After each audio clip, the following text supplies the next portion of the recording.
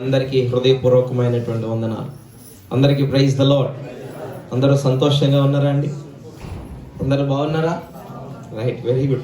యేసయ్యకి మహిమ. ఆమేన్.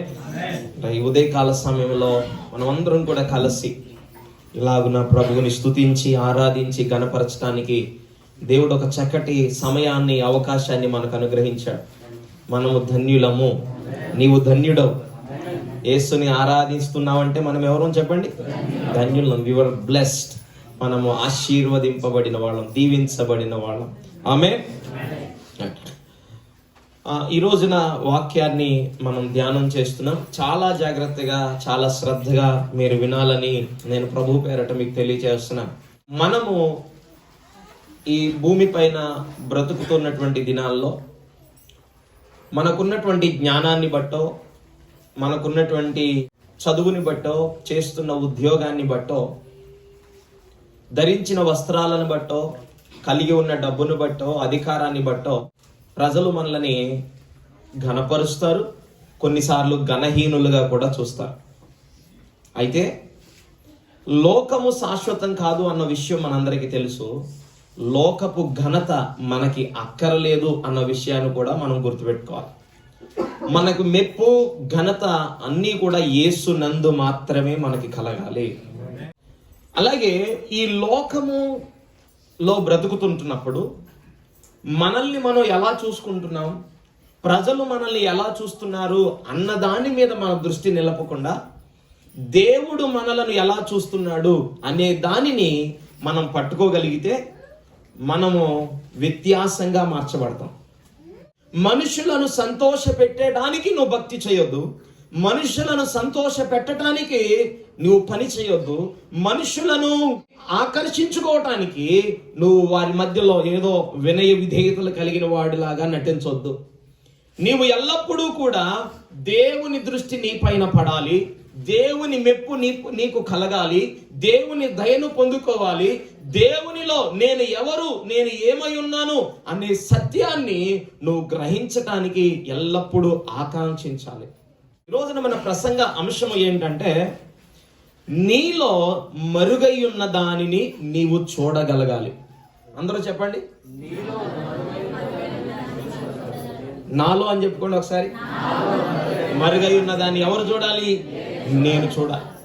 నీకు బలం ఉంది, నీకు ఆరోగ్యం ఉంది, నీకు ఉద్యోగం ఉంది, నీకు ఇల్లుంది, నీకు కారు ఉంది, లేదా నీకు బైక్ ఉంది, నీకు బిడ్డలున్నారు, నీకు వస్త్రాలు ఉన్నాయి, నీకు బంగారం ఉంది, నీ ఇంట్లో ఫ్రిడ్జ్ ఉంది, టీవీ ఉంది. వీటన్నిటి గురించి కాదు నేను మాట్లాడేది.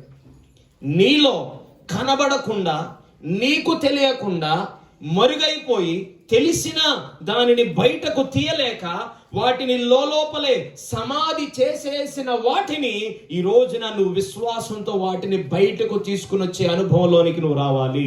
నీలో ఏముంది? బయటే మనకు అన్ని కనబడతాయి కదా, మన లోపల ఉన్నదాన్ని మనం చూడగలమా? చూడలేం. ఈ స్కానింగ్కి వెళ్ళినప్పుడు ఏం చేస్తారు? ఒక మిషన్ మన శరీరం మీద పెట్టి అంతటిని కూడా, ఆ మిషన్ అంతటిని కూడా ఇలా తిప్పుతున్నప్పుడు మన లోపల ఏముందో స్క్రీన్ మీద కనబడుతుంది. ఏముంది మన లోపల? అవయవాలు ఉన్నాయి. అవయవాలు మాత్రమే కనబడతాయి, అంతేనా? 2Dకో తీశారనుకోండి, మన హార్ట్ బీట్ ఎలా ఉంది, మన గుండె చప్పుడు ఎలా ఉంది, రక్తనాళాలు ఎలా ఉన్నాయి, గుండె దగ్గర ఉన్నటువంటి గ్రంథులు ఎలా ఉన్నాయి, ఇది మాత్రమే కనబడుతుంది. స్కానింగ్ లో బయటకు వచ్చేది నీ శరీరం లోపల ఉన్న అవయవాలు మాత్రమే. రిపోర్ట్స్ లో బయటకు వచ్చేది నీ లోపట ఉన్న శరీర బలహీనతలు మాత్రమే. వాటి గురించి కూడా నేను మాట్లాడట్లా. భౌతిక సంబంధమైన వాటి గురించి మాట్లాడట్లా. నీ శరీరము లోపట ఉన్న అవయవాల గురించి కూడా మాట్లాడట్లేదు. కానీ దేవుడు నీ లోపట భద్రము చేసిన అతి అమూల్యమైన సంగతులను నువ్వు చూడగలగాలి. వాటి గురించి ఈ రోజున నేను మీతో మాట్లాడబోతూ ఉన్నాను. ఆమేన్, హల్లెలూయా. సముద్రము బయటికి ఎంత మేర మనం చూడగలిగితే అంత మేర పైన నీటి పొర మాత్రమే మనకి కనబడుతుంది. ఉపరితలంలో నీరు మాత్రమే కనబడుతుంది. కానీ ఆ సముద్రము లోనికి వెళ్ళి చూస్తే అక్కడ అమూల్యమైన ఆణిముత్యాలు కనబడతాయి. ఎంతో రంగురంగుల చేపలు కనబడతాయి. అంటే సముద్రము వాటన్నిటినీ తన గర్భములో దాచుకుంది. వింటున్నారా మీరు? ఇప్పుడు మనకి ఆకాశంలోనికి చూస్తే మనకి సూర్యుడు కనబడుతున్నాడు, చంద్రుడు కనబడుతున్నాడు, నక్షత్రాలు మాత్రమే కనబడుతున్నాయి. కానీ అంతరిక్షంలోనికి వెళ్తే ఇంకా అనేక గ్రహాలు మనకి కనబడతాయి. మనము ఊహించలేని, ఆలోచించలేని శక్తివంతమైన, ఉన్నతమైన గ్రహాలు అక్కడ ఉన్నాయి. అంటే అంతరిక్షము గ్రహాలను తన గర్భములో దాచుకుంది. ఆమేన్. మనకి కనబడుతున్న ఒక మామిడి చెట్టును మనం చూస్తే ఆ మామిడి చెట్టు ఆకులు, కొమ్మలు మాత్రమే కనబడతాయి. కానీ అది ఫలమిచ్చే కాలంలో ఖచ్చితంగా అది పూత పూస్తుంది, దానికి కాయలు కూడా కాస్తుంది. ఈ కాయలను తన కాలం వచ్చేంత వరకు ఆ చెట్టు తన గర్భములో దాచుకుంది.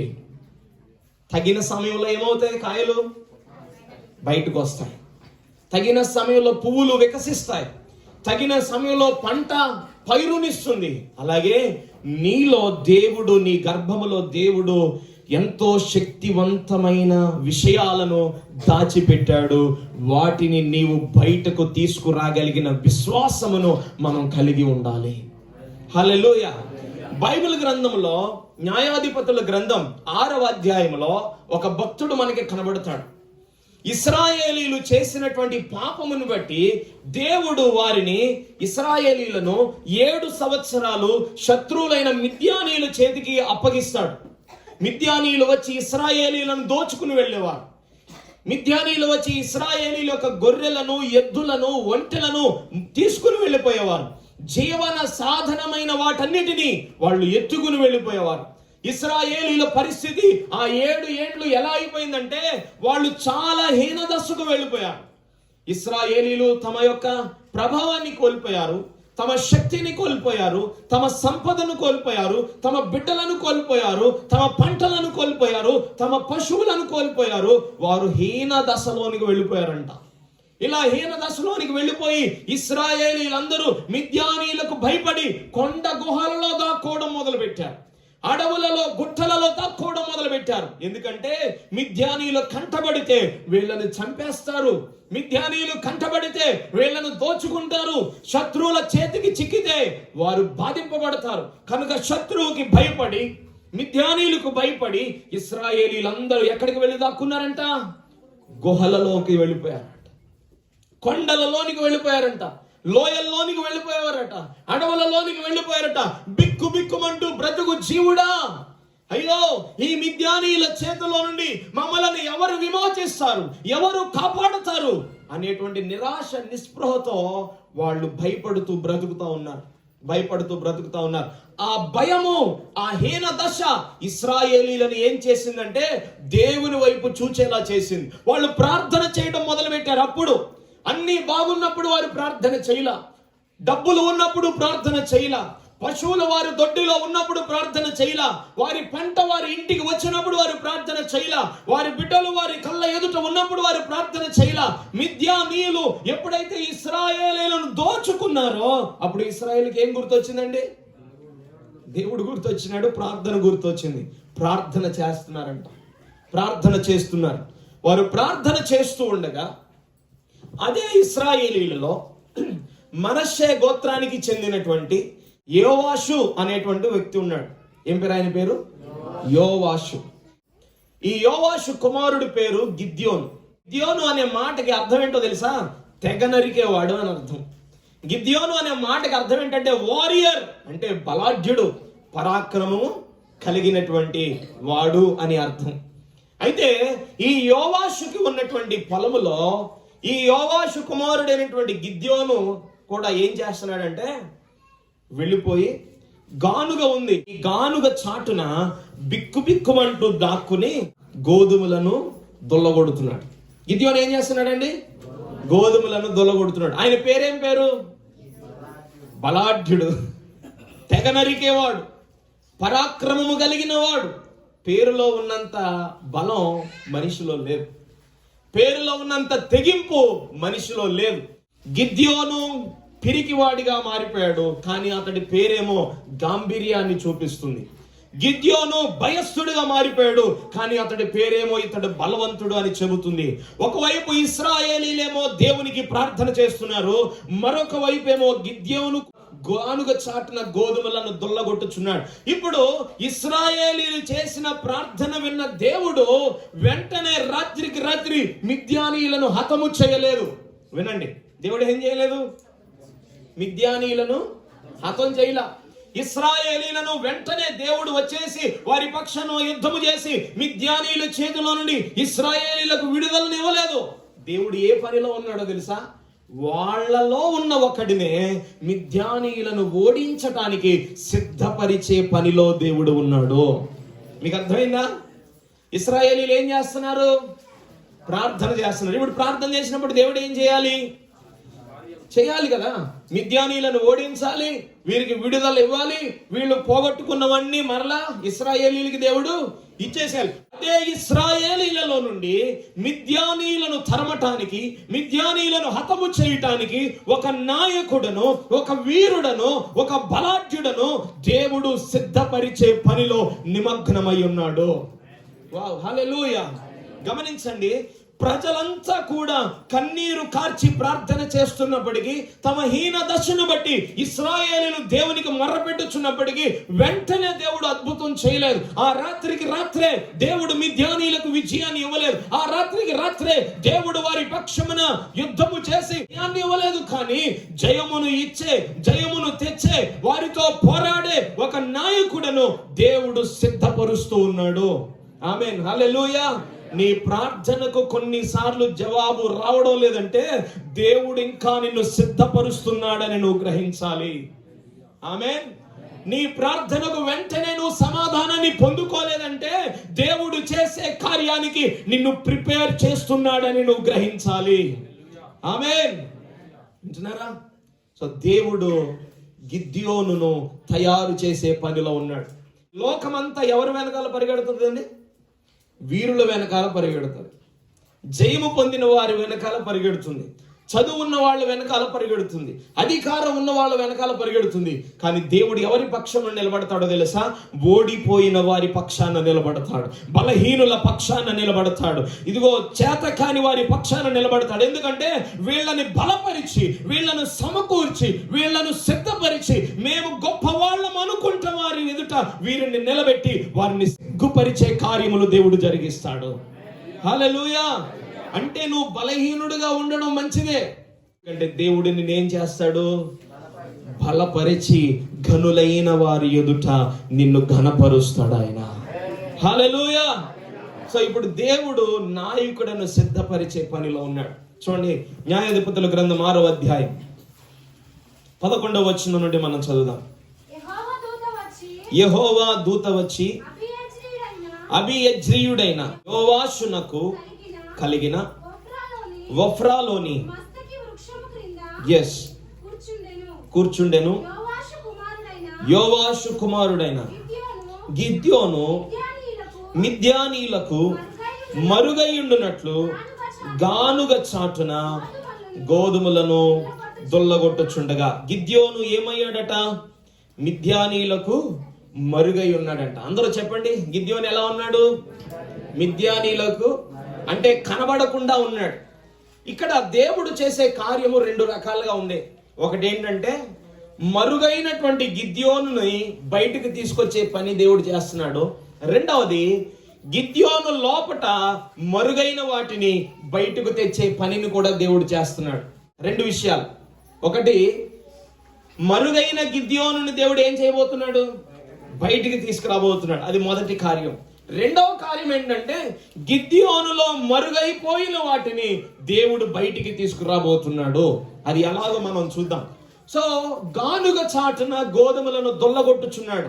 కారణం ఏంటంటే మిద్యానీయులకు మరుగై ఉండాలి, మిద్యానీయులకు కనబడకుండా ఉండాలి. అక్కడికి ఎవరు వచ్చారంట? యెహోవా దూత వచ్చాడట. చూడండి, అసలు ఎప్పుడు మరుగై ఉంటాం?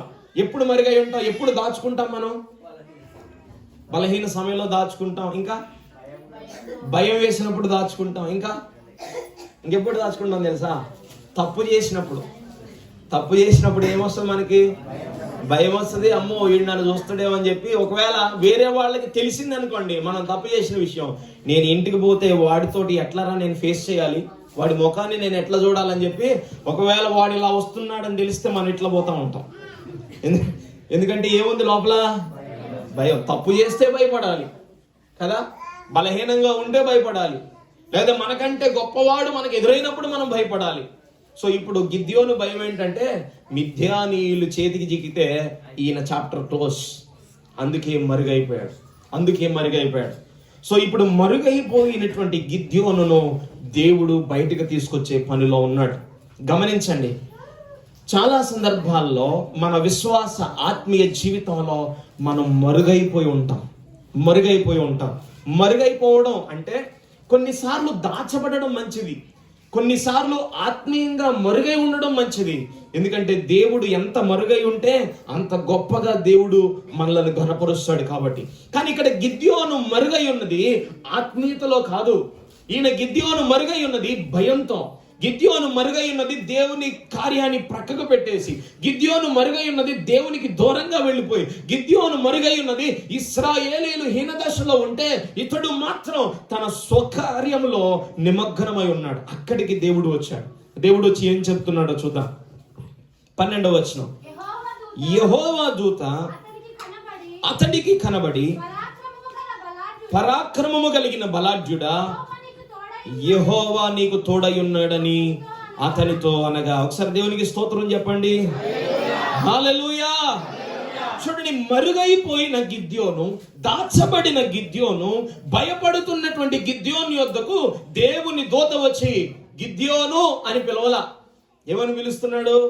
పరాక్రమము కలిగిన బలాఢ్యుడా, యెహోవా దేవుడు నీకు తోడై ఉన్నాడు. వా, దేవుడు ఎవరికి తోడై ఉన్నాడట? గిద్యోనికి. అదేంటి, గిద్యోను పిరికివాడు కదా, గిద్యోను సోమరివాడు కదా, గిద్యోను భయస్థుడు కదా, గిద్యోను మిద్యానీయులకు కనబడకుండా ఎక్కడో మూలన దాక్కున్నవాడు కదా.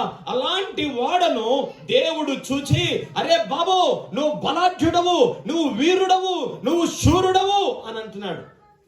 అర్థమవుతుంది మీకు? అలా ఎవరినైనా పిలుస్తారా అసలు? ఎవరన్నా పిలుస్తారా అసలు? ఎవరు? ఎందుకంటే మనుష్యుడు అలా పిలవలేడు. ఎందుకంటే మనుష్యుడు ఖచ్చితంగా మన బలహీనతలను చూసి వీడు ఏం చేయలేడు అని ఫిక్స్ అయిపోతాడు. కాబట్టి నువ్వు కూడా నీ బలహీనతలను చూసుకుని నా వల్ల ఏం జరగదు అని ఫిక్స్ అయిపోతావు. కాబట్టి కానీ నువ్వు చూసినట్టుగా దేవుడు చూడడు. నీవు నీ గురించి ఆలోచించినట్టుగా దేవుడు ఆలోచించడు. నీ గురించి దేవుడు ఎల్లప్పుడూ ఉన్నతమైన ఉద్దేశములు మాత్రమే కలిగి ఉన్నాడు ఆయన. హల్లెలూయా. నీవు నీకంటే, నీ తల్లిదండ్రుల కంటే, నీ బంధుమిత్రుల కంటే, నీ భార్య నీ భర్త కంటే నిన్ను గురించి ఎంత ఆలోచిస్తారో అంతకంటే ఉన్నతముగా నా దేవుడు నిన్ను గురించి ఆలోచించుచున్నాడు. ఆమేన్. గిద్యోను పిరికివాడు, గిద్యోను భయస్థుడు. కానీ దేవుని దూత వచ్చి చెబుతున్న సందేశం ఏంటంటే పరాక్రమము కలిగిన బలాఢ్యుడా. వావ్, హల్లెలూయా. చూడండి, మనం మరుగైపోతే ఏం జరుగుతాయో తెలుసా? మనం మరుగైపోతే అంటే సోమరోళంగా ఉంటే, పని చేయకుండా ఉంటే, అలాగే దేవుని పని కొరకు ముందుకు రాకుండా ఉంటే, దూరంగా ఉంటే ఏం జరుగుతుందో తెలుసా? నెంబర్ 1, నీవు మరుగైతే నీలో ఉన్న సామర్థ్యాలు సమాధి అయిపోతాయి. మన చేతిలో కత్తి ఉందండి, కత్తికి పదును పెట్టకపోతే ఏం జరుగుతుంది చెప్పాలి? ఏమవుతుంది? మొండిగా అయిపోతుంది. అది పని చేయదు. మొన్న సండే స్కూల్ రూమ్ కొరకు పునాది తీస్తా ఉంటే ఒకే గడ్డపార తెచ్చినారు. అయ్యా మీ ఇంట్లో ఉందా? మీ ఇంట్లో ఉందంటే ఉంది సార్. మరి ఎందుకు రాలేదు? మాది మొండిదైపోయింది సార్. ఒక్కళ్ళు తీసుకురాలా గడ్డపార. ఎందుకంటే వాళ్ళ గడ్డపారలకి ఏం పెట్టలేదు? పదును పెట్టలా. మరుగైపోతే జాగ్రత్త, నీ సామర్థ్యాలు సమాధి అయిపోతాయి. దేవుడి నీలో ఎలాంటి సామర్థ్యం పెట్టాడో నీకు తెలుసు. నువ్వు ప్రార్థన చేయగలవు, నువ్వు పాట పాడగలవు, నువ్వు దేవుని కొరకు మంచి పని చేయగలవు, లేదా నువ్వు కష్టపడగలవు, నీ పనిలో ఇంకా నైపుణ్యతను చూపించగలవు, నీవు అనేకులకు పని ఇచ్చేవాడిగా ఉండగలవు. దేవుడు నీలో ఆ తలంపులు పెట్టి ఆ సామర్థ్యాలను నీ చేతిలో పెడితే రేపు చేద్దాంలే, ఎల్లుండి చేద్దాంలే, మరుసటి నెల చేద్దాంలే అని కనుక నువ్వు ఆగిపోతే, నువ్వు మరుగైపోతే నీ సామర్థ్యాలు నీ దగ్గర నుండి వెళ్ళిపోతాయి. నీ సామర్థ్యాలు సమాధి అయిపోతాయి. అంటే మరుగై ఉండుట మంచిదా చెడ్డదా? చెడ్డది మరుగై ఉండుట వలన నీ సామర్థ్యాలను కోల్పోయే ప్రమాదం ఉంటుంది. రెండవది, నువ్వు మరుగై ఉంటే నీ ద్వారా జరగవలసిన దేవుని కార్యాలు ఆటంకపరచబడతాయి. చూడండి, ఇశ్రాయేలీలో అంత హీన దశకు వెళ్ళటం దేవుడి ఉద్దేశమా? కాదు. కానీ నడిపించవలసిన వాడే, బలాఢ్యుడిగా నిలబడవలసిన వాడే, దేవుని కొరకు జీవించవలసిన వాడే ఏమైపోయాడు? మరుగైపోయాడు. నువ్వు మరుగైతే నీ ద్వారా దేవుడు చేయాలనుకున్న పనులకు నీవు ఆటంకంగా ఉంటావు కూడా. మూడవది, నువ్వు మరుగైపోతే నీ చుట్టూ ఉన్న వాళ్ళు ఇంకా హీన దశలోనే ఉంటారు. ఇప్పుడు గిద్యోను మరుగైనాడు. ఇశ్రాయేలు ఏ స్థితిలో ఉన్నారు? వాళ్ళు ఆశీర్వాదంలో ఉన్నారా? వాళ్ళు విజయంలో ఉన్నారా? ఏ స్థితిలో ఉన్నారండి? వాళ్ళు హీన దశలోనే ఉన్నారు. నీవు మరుగైపోతే, ఆత్మీయంగా నువ్వు మరుగైపోతే, ఆత్మీయముగా నీవెవరో నువ్వు గుర్తించకపోతే, ఆత్మీయముగా నువ్వు దేవునిలో తాజాగా లేకపోతే, నీ చుట్టూ ఉన్న కుటుంబం, నీ చుట్టూ ఉన్నటువంటి బిడ్డలు, నీ చుట్టూ ఉన్నటువంటి వాళ్ళందరూ ఇంకా హీన దశలోనే ఉన్నారు. అలాంటి వారిని గట్టెక్కించాలంటే నువ్వు మరుగున ఉండటానికి వీలు లేదు అని చెబుతున్నాను. ఆమేన్. చూడండి, నువ్వు మరుగైపోతే నీలో ఉన్న సామర్థ్యాలు సమాధి అయిపోతాయి. నువ్వు మరుగైపోతే నీ ద్వారా దేవుడు చేయాలనుకున్న కార్యాలు ఆగిపోతాయి. నువ్వు మరుగైపోతే నీ చుట్టూ ఉన్న వాళ్ళు ఇంకా హీన దశలోనే ఉంటారు. నువ్వు మరుగైపోతే నీ ద్వారా దేవుని మహిమ ప్రకటించబడదు. ఇది మంచి స్థాయా, మంచి స్థితి? ఇది కాదండి. గిద్యోను మరుగైపోయినాడు. కానీ దేవుడు ఎంత గొప్పవాడంటే, అలా మరుగైపోయి దూరంగా వెళ్ళిపోయినటువంటి గిద్యోనును మరలా ఈ లోకానికి ఒక పరాక్రమ కలిగిన బలాఢ్యుడిగా చూపటానికి సాక్షాత్తు దేవుడే జోక్యం చేసుకున్నాడు గిద్యోను జీవితంలో. హల్లెలూయా. ఈ రోజున నువ్వు ఎక్కడ మరుగైపోయావు? నీ సామర్థ్యము ఎక్కడ నువ్వు ఆపివేశావు? నీ భక్తి ఎక్కడ ఆగిపోయింది? నీ విశ్వాసం ఎక్కడ ఆగిపోయింది? నీ ప్రార్థన ఎక్కడ ఆగిపోయింది? నీ సాక్ష్యం ఎక్కడ కూలిపోయింది? అయితే ఆనాడు గిద్యోనికి యెహోవా దూత ప్రత్యక్షమైనట్టుగా ఈ రోజున పరిశుద్ధమైన వాక్యమైన యేసు ప్రభువారు నీకు ప్రత్యక్షమవుతున్నాడు. మరుగైన నిన్ను బయటికి తీసుకురావటానికి, దాచబడిన నిన్ను ఈ లోకానికి చూపటానికి, నీలో సమాధి అయిపోయిన సామర్థ్యాలను తిరిగి బయట పెట్టటానికి. హల్లెలూయా. ఎవరు ప్రత్యక్షమవుతున్నారు? వాక్యమై ఉన్న యేసయ్య. ఆమేన్. చూడండి, మరుగైపోయిన స్థితి మంచిది కాదు. దేవుడు వచ్చి అంటున్నాడు, పరాక్రమం కలిగిన బలాఢ్యుడవు యెహోవా నీకు తోడుగా ఉన్నాడు అని అంటున్నాడు. గమనించండి, మొట్టమొదటిగా గిద్యోనును, మరుగైన గిద్యోనును దేవుడు బయటికి తీసుకొస్తున్నాడు. ఓకే, రెండు విషయాలని చెప్పాను కదా. దేవుడు ఏం చేస్తున్నాడు? గిద్యోనును, మరుగైన గిద్యోనును దేవుడు బయటకు తెస్తున్నాడు. గిద్యోను లోపల మరుగైపోయిన వాటిని కూడా దేవుడు బయటకు తెస్తున్నాడు. నెంబర్ 1, గిద్యోనుని ఇప్పుడు బయటకు తెచ్చాడా లేదా? నువ్వు పరాక్రమం కలిగిన బలాఢ్యుడవు యెహోవా నీకు తోడుగా ఉన్నాడు. వెరీ గుడ్, అక్కడ వరకు బాగుంది. అయితే ఇప్పుడు గిద్యోను ఏం చేస్తున్నాడు తెలుసా? యెహోవా దూతని ప్రశ్నించడం మొదలు పెట్టాడు. ఏమని ప్రశ్నిస్తున్నాడు చూడండి. 13వ వచనం, నా ఏలినవాడా, యెహోవా మాకు తోడయుండిన ఎడల ఇదంతయు మాకేలా సంభవించను? సాక్షాత్తు ఎవరు మాట్లాడుతున్నారు గిద్యోనుతో? దేవుని దూత మాట్లాడుతున్నాడు. దేవుని దూత మాట్లాడుతున్నప్పుడు, అవునా, సరే అయ్యా, నేను ఈ రోజు నుండి మంచిగా బ్రతుకుతా, ప్రార్థన చేస్తా, దేవుని సహాయం ద్వారా నేను ఇశ్రాయేలుకు జయాన్ని తీసుకుని వస్తాను అని అనట్లా. దేవుడు మాకు తోడుగా ఉంటే మాకిలా ఎందుకు సంభవిస్తుంది? ఈ ప్రశ్న మన యొక్క మెదడులో చాలా సార్లు వచ్చి ఉంటది. యేసు తోడుగా ఉంటే, యేసయ్య నన్ను ప్రేమిస్తే, యేసు కృప నాకు ఆశ్రయముగా ఉంటే నాకెందుకు ఇలా జరిగింది? నా బిడ్డలకు ఎందుకు ఇలా జరిగింది? నా కుటుంబంలో నష్టం ఎందుకు జరిగింది అనే ప్రశ్నలు మనకు వస్తాయి. గమనించండి, ఇక్కడ గిద్యోను ఏమంటున్నాడంటే, నువ్వు చెప్పేది బాగానే ఉంది, దేవుడు నాకు తోడుగా ఉన్నాడు అని అంటున్నావు. ఆయన తోడుంటే మాకెందుకు ఈ కష్టం? మాకెందుకు ఈ హీనదశ? మాకెందుకు ఈ యొక్క బానిసపు బ్రతుకు? మా ఊర్లలో నుండి పారిపోయే పరిస్థితి, మిద్యానీయులకు భయపడి దాక్కునే పరిస్థితి. చూడండి, ఒకవైపు దేవుని స్వరము వినబడుతున్న గిద్యోను ఆ స్వరాన్ని వింటూ కూడా దేవుణ్ణి ప్రశ్నించే వ్యక్తిగా ఉన్నాడు. దేవుడు మాట్లాడుతున్నా, దేవుడు బలపరుస్తున్నా, దేవుని స్వరము దేవుని దూత ద్వారా అతడికి సమీపముగా ఉన్నప్పటికీ కూడా అతడి మనస్సు ఏం చెప్తుందంటే, అది పక్కకు పెట్టి కానీ అసలు ఎందుకు ఇలా సంభవించిందో ముందు అది అడుగు. అంటే ఎవరిని ప్రశ్నించమని చెప్తున్నాడు? దేవుణ్ణి. ఎవరు చెప్తున్నారు గిద్యోనికి? తన మనస్సే చెప్తుంది, లోపల ఉన్నోడు చెప్తున్నాడు. భయము, ఆ పిరికితనం ఏం చెప్తుందంటే, రే ముందు అది అడగరా బాబు ఫస్ట్. ఒకవైపు దేవుడు ఏమంటున్నాడు? అరే నేను నీకు తోడుగా ఉన్నాను, నువ్వు పరాక్రమ కలిగిన బలాఢ్యం అని అంటున్నాడు. కానీ లోపట ఉన్నది ఏమంటుందంటే, అసలు నువ్వు తోడుగా ఉంటే, దేవుడు తోడుగా ఉంటే ఇలా ఎందుకు సంభవిస్తుంది? మొదటి ప్రశ్న. రెండో ప్రశ్న ఏమని ప్రశ్నిస్తున్నాడు? యెహోవా ఐగుప్తులో నుండి మమ్మల్ని రప్పించినని చెప్పుచు మా పితరులు మాకు వివరించిన ఆయన అద్భుత కార్యాలన్నీ ఏమైపోయాయి?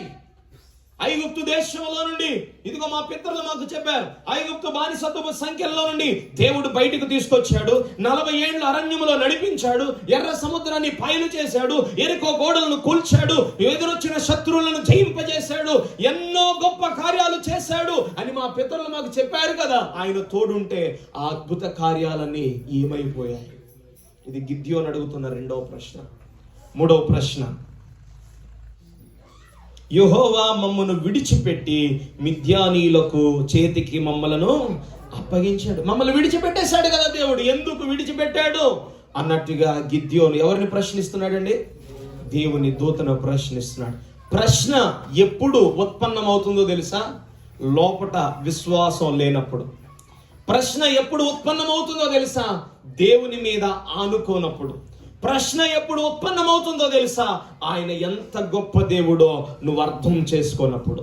ఇప్పుడు గిద్యోనికి మూడు లేవు. లోపల విశ్వాసము లేదు, దేవుడు ఎలాంటి వాడో అన్నటువంటి ఆలోచన కూడా ఆయనకి లేదు, అసలు దేవుని ద్వారా దేవుడు ఏం చేయగలడో అన్నటువంటి వివరణ కూడా గిద్యోనికి లేదు. విశ్వాసం సన్నగిలితేనే ప్రశ్నలు వస్తాయి. ఇప్పుడు దేవుడు గిద్యోనులో ఏం చూడడం మొదలు పెట్టాడంటే, అతడి లోపట అవిశ్వాసాన్ని దేవుడు చూస్తున్నాడు. గిద్యోను లోపల ఏముందండి? అవిశ్వాసం ఉంటేనే ఏమొస్తాయి? ప్రశ్నలు వస్తాయి. మాకెందుకు సంభవించింది, మాకెందుకు ఇలాగూ జరిగింది. కానీ విశ్వాసం ఉన్నవాళ్ళు అలా మాట్లాడరు. విశ్వాసము కలిగి జీవించేవారు గిద్యోనులాగా ప్రశ్నించరు. యేసుక్రీస్తు ప్రభువారు మార్కు సువార్తలో ఒక మాట చెప్పాడు. మార్కు సువార్త 11వ అధ్యాయం 24వ వచనం.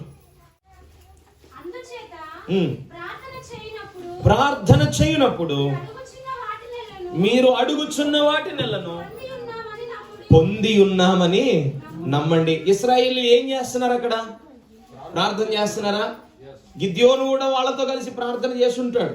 ప్రార్థన చేసినటువంటి దేవుడు జవాబునిస్తుంటే మాత్రం నమ్మేంత విశ్వాసం అయితే గిద్యోనులో లేదు.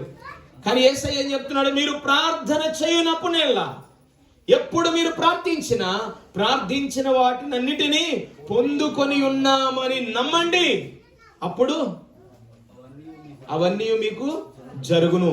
అంటే గిద్యోను ప్రార్థించాడు, కానీ దేవుడు జరిగిస్తాడని నమ్మకం మాత్రం కలిగి లేడు. అంటే కారణం ఏంటి? అతడి యొక్క అవిశ్వాసం.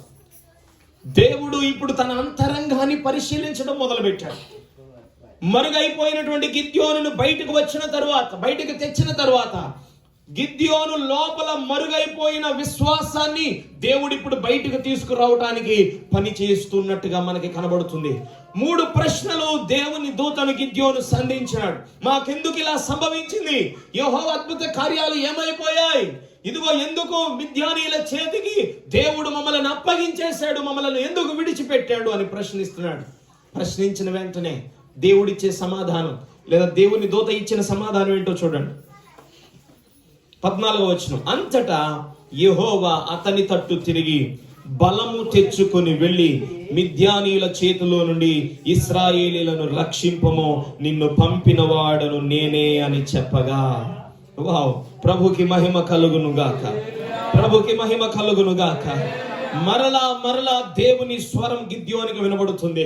ఒకవైపు గిద్యోను తనను బట్టి, తన స్థితిని బట్టి, తన స్థాయిని బట్టి, తనకు జరిగినటువంటి నష్టాన్ని బట్టి దేవుడిని ప్రశ్నిస్తూనే ఉన్నప్పటికీ కూడా యెహోవా దూత మరలా చెబుతున్న మాట, నీవు బలము తెచ్చుకుని వెళ్ళు. ఆమేన్. ఏం తెచ్చుకోవాలంట? బలవంతుడైనా బలవంతుడిలాగా ఉన్నాడా? పిరిగివాడిలాగా ఉన్నాడు. కానీ దేవుడు ఏం చెప్తున్నాడు? బలము తెచ్చుకుని వెళ్ళు, బలము తెచ్చుకుని వెళ్ళు. మిద్యానీయుల చేతిలో నుండి ఇశ్రాయేలీలను రక్షింపు, నిన్ను పంపిన వాడను నేనే అని చెబుతూ ఉన్నాడు. వా, చూడండి, దేవుడు ఎంత గొప్ప బాధ్యత, ఎంత గొప్ప శ్రద్ధ గిద్యోను మీద తీసుకున్నాడు. ఒకవైపు గిద్యోను దేవుడిని ప్రశ్నిస్తున్నాడు. చూడండి, మనం మంచి చెప్పడానికి వెళ్ళినప్పుడు వాడే మన పైన ఎదురు తిరిగాడు అనుకోండి, ఏం చేస్తాం? అరే, నీతో మాట్లాడినా పర్వాలేదు,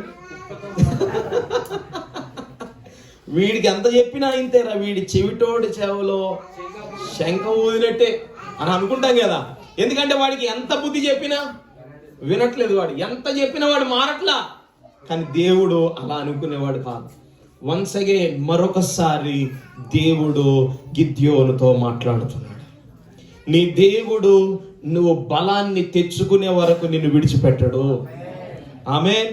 ఆయన నిన్ను ఎలా చూడాలనుకున్నాడో ఆ స్థాయికి నిన్ను తెచ్చే వరకు ఆయన నిన్ను వెన్నంటే ఉండి నడిపించే దేవుడు ఆయన. హల్లెలూయా. గమనించండి, ఇశ్రాయేలీలు కనానుకు వెళ్ళాలన్నది ఎవరి సంకల్పం? దేవుని సంకల్పం. కానీ ఇశ్రాయేలు వెళ్ళేటప్పుడు ఎర్ర సముద్రం వచ్చింది, దేవుడు కలగజేసుకున్నాడు, పాయలైపోయింది. ఎరుకో అడ్డు వచ్చింది, దేవుడు కలగజేసుకున్నాడు, కూలిపోయినాయి. శత్రువులు వచ్చినారు, హివ్వీయులు వచ్చారు, అమ్మోనీయులు వచ్చారు, కనానీయులు వచ్చారు, హిత్తీయులు వచ్చారు, పెరిజ్జీయులు వచ్చారు, యెబూసీయులు వచ్చారు. 7 దేశాల ప్రజలు ఇశ్రాయేలీయుల ఎదుట నిలబడ్డారు. ఇశ్రాయేలీయులు వెనక్కి వెళ్ళిపోలేదు, వారు దూసుకుంటూ కనానుకు వెళ్ళారు. కారణం ఏంటంటే, కనానుకు వెళ్ళాలి అన్నది ఇశ్రాయేలీయుల సంకల్పం కాదు, సైన్యములకు అధిపతి అయిన దేవుని సంకల్పము. హల్లెలూయా. నీ పట్ల దేవుడు కలిగిన సంకల్పాన్ని ఆయనే ముందుండి నెరవేరుస్తాడు. ఆయన నువ్వు ఆగిపోయినా నిన్ను ఆగనివ్వడు. ఆయన నువ్వు కూలిపోయినా కూలినట్టుగా ఉంచాడు. ఆయన నీ విశ్వాసం పోయినా నిన్ను అలాగే సమాధి చేసాడు. ఆయన నిన్ను తిరిగి లేపి నువ్వు చేరాలనుకున్న గమ్యానికి నా దేవుడు నిన్ను నడిపిస్తాడు. ప్రభువుని మహిమపరచు. Glory be to God. Hallelujah. ఎందుకంటే అది ఎవరి సంకల్పం? నా యేసయ్య సంకల్పం. ఆమేన్. నువ్వు ఇలాగే ఉండడం దేవుడి ఉద్దేశం కాదు. నువ్వు బలహీనుడిగా ఉండడం దేవుడి ఉద్దేశం కాదు. నువ్వు దాక్కోవడం దేవుడి ఉద్దేశం కాదు. నువ్వు రోగంతో చచ్చిపోవడం దేవుడి ఉద్దేశం కాదు. నువ్వు ఇంకా దరిద్రతను అనుభవించడం దేవుడి ఉద్దేశం కాదు. ఆయన నీకంటే ఉన్నతమైన సంకల్పాన్ని నీ పట్ల కలిగి ఉన్నాడు. అది నెరవేర్చే వరకు కొనకడు ఆయన. హల్లెలూయా. నిద్రపోని దేవుడు నా యేసయ్య. ఆమేన్. ఎందుకంటే నీవంటే ఆయనకి అంత శ్రద్ధ, నీవంటే ఆయనకి అంత ప్రేమ, అంత ఇష్టం. గిద్యోనేమో ఒకవైపు ప్రశ్నిస్తున్నాడు, గిద్యోను ఒకవైపు అయ్యో అయ్యో అన్నట్టుగా దాక్కోవడానికే ఇష్టపడుతున్నాడు, బయటికి రావడానికి ఇష్టం లేదు ఆయనకి. అరే బాబు, నువ్వు బలం తెచ్చుకుని వెళ్ళు అనేదాకా గిద్యోను ఎక్కడ ఉన్నాడు? ఇంకా దాక్కునే ఉండటానికి ఇష్టపడినాడు కదా. అయినా సరే దేవుడు ఆయనని ధైర్యపరుస్తున్నాడు. గమనించండి, గిద్యోనును దేవుడు బయటికి తెచ్చాడు. ఇప్పుడు గిద్యోను యొక్క గుర్తింపు గిద్యోను మర్చిపోయాడు. దాన్ని ఇప్పుడు బయటికి వచ్చే పనిలో దేవుడు ఉన్నాడు. తర్వాత వచ్చిన చదువుదాం. అతడు చూడండి, ఇప్పుడు చూడండి, ఎంత చెప్పిన తర్వాత కూడా గిద్యోను ఏమంటాడు అంటే, చిత్తము నా ఏలినవాడా, దేని సహాయము చేత. ఆల్రెడీ దేవుడు సమాధానం ఇచ్చేశాడు ముందే. ఏమన్నాడు? ఒరే నాయన, నేను నీకు తోడుగా ఉన్నాను, నేను నీకు జయాన్ని ఇస్తున్నానని చెప్పినాడు. ఇప్పుడు మరలా ఏమడుగుతున్నాడు ఆయన? దేని సహాయం చేత నేను ఇశ్రాయేలీలను రక్షింపగలను? నా కుటుంబము మనష్షే గోత్రములో ఎన్నిక లేనిది, నా పితరుల కుటుంబములో కనిష్ఠుడనై ఉన్నానని ఆయనతో చెప్పాను. గమనించండి, మరలా 3 సందేహాలు. ఏంటంటే ఏమేమి సందేహాలు అంటే, మొట్టమొదటి ఏమంటున్నాడంటే, అసలు దేని సహాయం చేత నేను ఇశ్రాయేలీలను రక్షిస్తాను? నెంబర్ 1, దేని సహాయం చేత ఇశ్రాయేలీలను రక్షిస్తాను. నెంబర్ 2, నా మనష్షే గోత్రముల్లో నా కుటుంబము ఎన్నిక లేనిది. ఆయన కుటుంబం ఎలాంటిదంట? ఎన్నిక లేని కుటుంబం. అది 2వ సందేహం. 3వది, నా పితరుల కుటుంబములో నేను కనిష్ఠుడను, అంటే నేను కడసారి వాడిని, నేను చివరి వాడిని. 3 విషయాలు మరలా దేవుని దూతతో గిద్యోను మాట్లాడుతున్నాడు. అంటే దేవుడు ఎంత చెబుతున్నా, ఇంతగా గిద్యోనుని ప్రోత్సహిస్తున్నా, గిద్యోను ఇంకా ఎక్కడే ఆగిపోయాడో తెలుసా? తన బలహీనత దగ్గర ఆగిపోయాడు, తన కుటుంబం దగ్గర ఆగిపోయాడు, తను ఎలాంటి వాడో అన్నటువంటి విషయం దగ్గరే అతడు ఆగిపోయినాడు. గిద్యోను దేవుని సహాయము ద్వారా నేను మిద్యానీయులను జయిస్తాను అనడం లేదు, కానీ తన బలహీనతలను బట్టి దేని సహాయం చేత నేను ఇశ్రాయేలుని రక్షించగలను అంటే తన బలహీనతలనే ఎక్కువగా మాట్లాడుతున్నాడు, తన అసమర్థతను ఎక్కువగా మాట్లాడుతున్నాడు, తాను కడసారి వాడినని మరలా గుర్తు చేసుకుంటున్నాడు. మనష్షే గోత్రములో అతడి కుటుంబము విలువ లేనిది అని అతడు గుర్తు చేసుకుంటున్నాడు. చాలా జాగ్రత్తగా వినండి అమ్మా, చాలా జాగ్రత్తగా వినండి.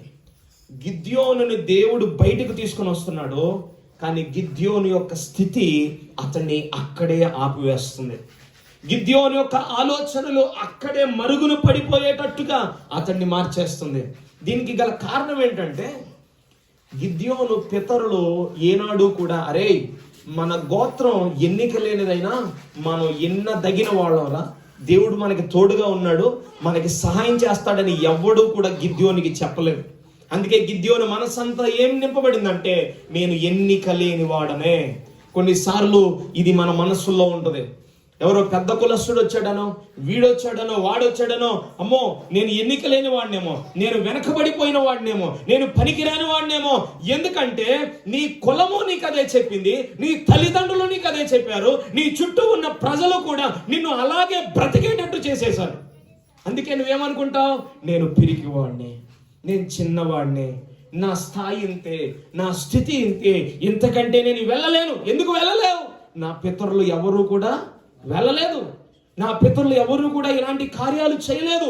నాకంటే ముందుగా వరుసలో నిలబడిన భక్తులు, ప్రార్థనా పరులు ఇలాంటి సాహస కార్యాలు చేయలేదు. కాబట్టి నేను కూడా ఎక్కడుంటాను? అక్కడే నువ్వు ఆగిపోయావు, అక్కడే నీవు మరిచిపోయావు, అక్కడే నీలో ఉన్న సామర్థ్యాలను నువ్వు దాచిపెట్టేసుకున్నావు. గిద్యోను అదే స్థితిలో ఉన్నాడు. ఇప్పుడు ఎవరి సహాయంతో నేను రక్షిస్తాను? ఎవరు ఆయనకి అంతకుముందు చెప్పలా. అద్భుత కార్యాలు చేశాడు అనే మాట విన్నాడు, కానీ దేవుడు ఒక వ్యక్తిని ఎన్నుకుంటే ఎలాంటి శూర కార్యాలు జరిగిస్తాడో అన్న ఆలోచన గిద్యోను మనసుకు తట్టడంలా. ఎందుకంటే అతడు చుట్టూ ఉన్న పరిస్థితులు అలాగే ఉన్నాయి, ఆయనకి అనుభవాలు నేర్పిన వాళ్ళు అలాగే ఉన్నారు, ఆయన తల్లిదండ్రులు కూడా ఆయనకు అదే చెప్పినట్టున్నారు. అందుకే ఆయన ఎక్కడ అయిపోయాడండి? నేను ఇంకా బలహీనుడనే, నేను ఎన్నిక లేని వాడినే, నేను చివరి వాడినే. నీ బిడ్డలకి నువ్వు చెప్పాలి, అరే రాబోయే రోజుల్లో ప్రభావితం చేసే గొప్పవాడు నువ్వు అవుతావు అని నువ్వే చెప్పాలి నీ బిడ్డలకి. హల్లెలూయా. మన గ్రామములో ఒక గొప్ప చదువుకున్న వ్యక్తివి నువ్వే కావాలి అని నువ్వు చెప్పాలి నీ బిడ్డలకి. నీ బిడ్డలు దేవునిలో గొప్పవారు అన్న విషయాన్ని నీ బిడ్డలకు నువ్వే చెప్పాలి.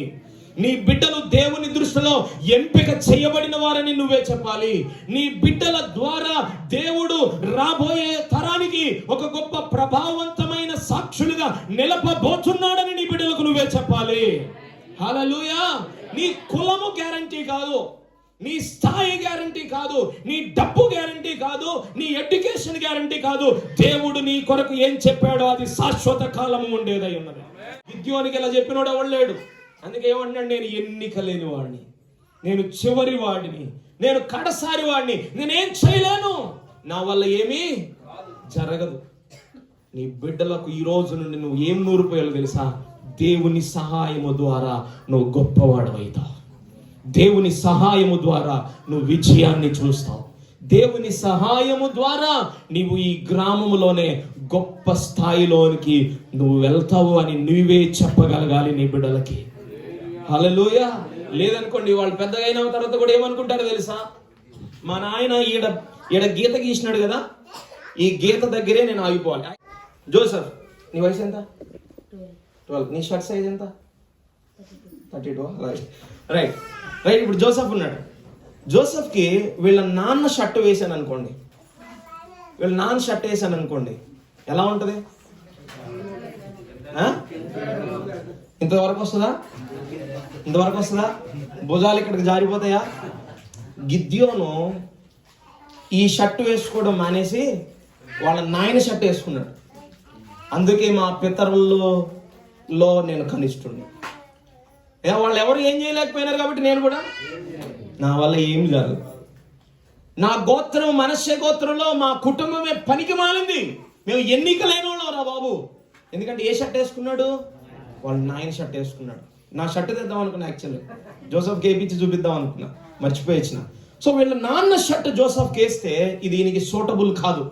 ఈయనకి సూటబుల్ షర్ట్ ఇది, కరెక్ట్ సైజ్ ఇది, కరెక్ట్ ఫిట్టింగ్ ఇది. ఆమెన్. దేవుడిలో నువ్వుంటే నీకు కరెక్ట్ ఫిట్టింగ్ ఆయన ఇస్తాడు. హల్లెలూయా. నీ బిడ్డలకి నువ్వు కరెక్ట్ ఫిట్టింగ్ డ్రెస్సులు ఎలా అయితే తొడుగుతావో, దేవునిలో నువ్వు కరెక్ట్ ఫిట్టింగ్ లోనికి వచ్చేసేయాలి. నీ పితరులు ఏం చెప్పారో అది లూజ్ షర్ట్, అది వేలాడుతూ ఉంటది, అది వికారంగా ఉంటది, అది చూడటానికి అందమైనది కాదు. దేవుడు ఏం చెప్పాడో అది వేసుకోండి, నాలాగా అందంగా కనబడతారు మీరు. హల్లెలూయా. కూర్చున్నానా? గిద్యోను ఎవరు షర్ట్ వేసుకున్నాడు? అది సంగతి. నువ్వు ఈ రోజున వాళ్ళ చెప్పుల్లోనే కాళ్ళు పెట్టి నడుస్తున్నావు. ఈ రోజున వాళ్ళ షర్ట్ వేసుకుని నన్ను చూడు అని అనుకుంటున్నావు. అదంతా డమ్మి. అది నీది కాదది. నువ్వు ఎవరిది బ్రతుకుతున్నావు? నీ కులం నేర్పింది బ్రతుకుతున్నావు, నీ పితరులు నేర్పింది బ్రతుకుతున్నావు. యేసులో నువ్వెవరో ఈ రోజున కనుకో, దేవుడు నిన్ను ఉన్నతమైన స్థాయిలోనికి తీసుకొని వస్తాడు. హల్లెలూయా.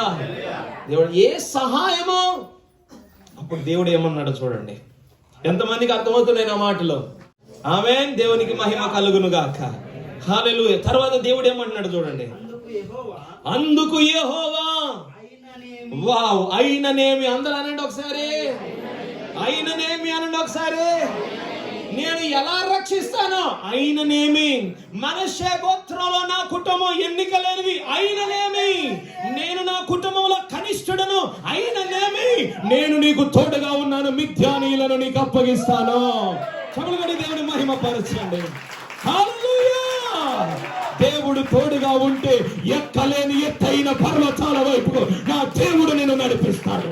నువ్వు చేరాలనుకున్న గమ్యానికి నా దేవుడు తీసుకుని వెళ్తాడు. ఎందుకంటే ఆయన నాకు తోడై ఉన్నాడు కాబట్టి. హల్లెలూయా. ఈరోజు నువ్వు అనాల, నీ మనస్సు అంటది, అరే నువ్వు 10వ తరగతి కూడా పాస్ అవ్వలేదుగా, అయిననేమి. ఆమేన్. నీ అకౌంట్ లో 10,000 కూడా లేవుగా, అయిననేమి. ఆమేన్. నీ పిల్లలు గవర్నమెంట్ స్కూల్లోనే చదువుతున్నారుగా, అయిననేమి. నా దేవుడు వాళ్ళని హెచ్చిస్తాడు. నీ కుటుంబంలో ఎవరు ఎంతవరకు ఇల్లు కట్టలేదుగా, అయిననేమి. నేను కట్టి చూపిస్తాను దేవుని ద్వారా. ఇంతవరకు ఎవరు నీ కుటుంబంలో వ్యాపారం చేయలేదు, వ్యాపారం చేయడానికి చాలా జ్ఞానం కావాలి, నీకు తెలియదుగా, అయిననేమి. నా దేవుడు నాకు జ్ఞానాన్ని అనుగ్రహిస్తాడు. ఏది నిన్ను ఆపేస్తుందో అక్కడ నువ్వేమనాలి? అయిననేమి అనంటే ఏమనాలి?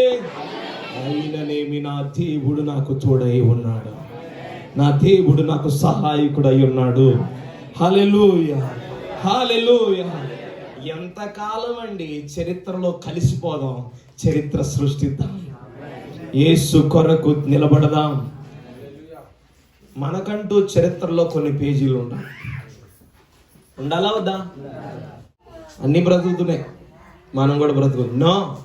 నీవు వ్యత్యాసంగా బ్రతకాలి. నువ్వు ప్రత్యేకింపబడిన వ్యక్తివి, నువ్వు పరిశుద్ధుడవు, నీవు నీతిమంతుడవు, నీవు దేవుని సొత్తైన జనాంగము అయి ఉన్నావు. హల్లెలూయా. నీవు రాజువు, నువ్వు యాజకుడు. ఆమేన్. పరలోక రాజ్యం నువ్వు నిలబడితే దిగి రావాల్సిందంతే. యేసు రక్తమే చేయం. నువ్వు మామూలుడు కాదంటాను, అందుకే నేను. ఎవరు కాదు నువ్వు అనుకుంటున్నావు. పొద్దున్నే లేవాలి, పళ్ళు తోమాలి, ప్రార్థన చేసుకోవాలి. కొంతమందికి అలవాటు ఉండి ఉంటుంది, అలవాటు లేకపోయి ఉంటుంది. పొద్దున్నే లేవాలి, ప్రార్థన చేసుకోవాలి, పళ్ళు తోముకోవాలి, పాపం నీకంటే ముందుగా లేచి ఛాయ్ పెట్టేస్తుంది, వేడి ఛాయ్, కాలు మీద కాలు వేసుకొని ఛాయ్ తాగాలి. టైం అయిపోతూ ఉంటుంది, డ్యూటీ టైం అయిపోతూ ఉంటుంది, లేబర్ టైం అయిపోతూ ఉంటుంది, పరిగెత్తాలి, తిరగాలి, గిర్రం తిరగాలి సాయంత్రం వరకు. సాయంత్రం రావాలి అలసిపోయి, పిల్లలతో కొద్దిసేపు సమయం గడపాలి, ప్రార్థన చేసుకోవాలి, అన్నం తినాలా, పండుకోవాలి. దినం అయిపోయిందా? అలా ఉండటానికి వీలు లేదు. నువ్వు నీకున్న 24 గంటలు కూడా నువ్వు ప్రభావితం చేసే వ్యక్తిగా నువ్వు బ్రతకాలి, వ్యత్యాసము కలిగిన వ్యక్తిగా నువ్వు జీవించాలి. ఆమేన్. గిద్యోను ఏం కోల్పోయాడు తెలుసా? మరుగైపోయినాయి తెలుసా? అతడిలో విశ్వాసం మరుగైపోయింది, అతడిలో తన గుర్తింపు మరుగైపోయింది, అతడి సామర్థ్యం మరుగైపోయింది. వాటిని బయటికి తేవటానికి మరలా దేవుడు గిద్యోనుతో మాట్లాడుతూనే ఉన్నాడు. ఈ రోజున పరిశుద్ధాత్మ దేవుని స్వరం నీకు వినబడుతుంది. నువ్వు ఎన్నిక లేని వాడవు కాదు, నువ్వు కనిష్ఠుడవు కాదు, నువ్వు వెలివేయబడిన వాడవు కాదు. లోకము దృష్టిలో నువ్వు అలా ఉండొచ్చుగాక, కానీ ఈ దేవుడు నీకు తోడుగా ఉంటే లోకమే నీ వైపు చూచేనట్టుగా దేవుడు చేస్తాడు. హల్లెలూయా. యెషయా గ్రంథం 60వ అధ్యాయంలో ఏముందో తెలుసా? లెమ్ము, తేజరిల్లుము, యెహోవా వెలుగు నీ పైన ఉదయించును. లెమ్ము, తేజరిల్లుము, యెహోవా మహిమ నీ పైన ఉదయించును. నీలో మరుగైన దానిని విశ్వాసంతో నువ్వు చూడిది నాన్న. గిద్యోనులో మరుగైపోయింది విశ్వాసం, గిద్యోనులో మరుగైపోయింది అతడి స్థాయి, గిద్యోనులో మరుగైపోయింది అతడి సామర్థ్యం, గిద్యోనులో మరుగైపోయింది అతడు దేవుడిలో ఉన్న స్థితి. దాన్ని మరలా దేవుడు గుర్తు చేస్తున్నాడు. ఈ రోజున దైవ సేవకుడిగా నేను మీకు గుర్తు చేస్తున్నాను, నీవు దేవునిలో చాలా ఉన్నతమైన వ్యక్తివి. నువ్వు ఎన్నిక లేని వాడవు కాదు, ఎన్నిక లేని దానవు కాదు. అవన్నీ నీకు ఉండొచ్చుగాక. చదువు లేదు, జ్ఞానము లేదు, డబ్బు లేదు, అది లేదు, ఇది లేదు, నువ్వు అనాలా. అయినా సరే దేవుడు నాకు తోడై ఉన్నాడు. నా తల ఎత్తువాడు ఆయనే, నా తల ఎత్తువాడు ఆయనే, నా తల ఎత్తువాడు ఆయనే. నీ జీవితంలో ప్రజలు నిన్ను ఎలా చూస్తున్నారో, నిన్ను ఎలా చూసుకుంటున్నావో కాకుండా ఈ రోజు నుండి ఒక గొప్ప నిశ్చితలోనికి వచ్చేసాయి. వాక్యము నిన్ను ఎలా చూస్తుంది, దేవుడు నిన్ను ఎలా చూస్తున్నాడు, ఇది గనక నీ మనస్సులో నింపుకుని నువ్వు బ్రతికితే నీ జీవితం అంతా ఆశీర్వాదకరంగా ఉంటుంది. దేవుడు అట్టి సహాయము నీకు దయచేయునుగాక.